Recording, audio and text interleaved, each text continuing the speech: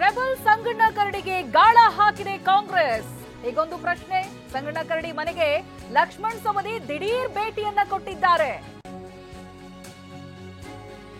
Rebel Sanganna ಕರಡಿಗೆ ಗಾಳ ಹಾಕ್ತಿದೆಯಾ ಹಾಗಿದ್ರೆ ಕಾಂಗ್ರೆಸ್ ಅನ್ನುವಂತ ಪ್ರಶ್ನೆ ಮೂಡ್ತಾ ಇದೆ. ಸಂಗಣ್ಣ ಕರಡಿಯ ಮನೆಗೆ ಲಕ್ಷ್ಮಣ್ ಸವದಿ ಭೇಟಿಯನ್ನ ಕೊಟ್ಟಿರೋದು ಪ್ರಶ್ನೆಯನ್ನ ಹುಟ್ಟು ಹಾಕಿದೆ. ಕೊಪ್ಪಳದ ನಿವಾಸದಲ್ಲಿ ಭೇಟಿಯಾಗಿ ಮಾತುಕತೆ ನಡೆಸಿದ್ದಾರೆ. ಸಂಗಣ್ಣ ಕರಡಿಯನ್ನ ಕಾಂಗ್ರೆಸ್ಗೆ ಕರೆತರೋದಕ್ಕೆ ಯತ್ನ ಪಡ್ಲಾಗ್ತಾ ಇದೆಯಾ ಹಾಗಿದ್ರೆ? ಕೊಪ್ಪಳ ಬಿಜೆಪಿ ಸಂಸದ ಆಗಿರುವಂತಹ ಸಂಗಣ್ಣ ಕರಡಿ ಯಾವ ರೀತಿ ಅಸಮಾಧಾನವನ್ನ ಹೊರಹಾಕಿದ್ರು ಇವೆಲ್ಲವೂ ಕೂಡ ಗೊತ್ತಿರುವಂತ ವಿಚಾರ. ಇದೀಗ ಕಾಂಗ್ರೆಸ್ ಗಾಳ ಹಾಕ್ತಿದ್ಯಾ? ಸೌದಿ ಭೇಟಿ, ಮನೆಗೆ ಭೇಟಿ ಕೊಟ್ಟು ಮಾತನಾಡಿರೋದು, ಮಾತುಕತೆ ನಡೆಸಿರೋದು ಇದೀಗ ರಾಜಕೀಯ ತಿರುವನ್ನ ಪಡೆದುಕೊಳ್ತಾ ಇದೆ. ಲೋಕಸಭಾ ಚುನಾವಣೆಗೆ ಸಿದ್ಧತೆಗಳು ನಡೀತಾ ಇರೋದ್ರಿಂದ ಈ ರೀತಿಯಾದಂತಹ ಬೆಳವಣಿಗೆಗಳು ಏನಾಗಬಹುದು ಮುಂದೆ ಅನ್ನುವಂತ ಪ್ರಶ್ನೆಯನ್ನ ಹುಟ್ಟಾಗುತ್ತೆ. ಸಂಗಣ್ಣ ಕರಡಿ ಮನೆಗೆ ಲಕ್ಷ್ಮಣ್ ಸವದಿ ಭೇಟಿಯನ್ನ ಕೊಟ್ಟಿದ್ದಾರೆ.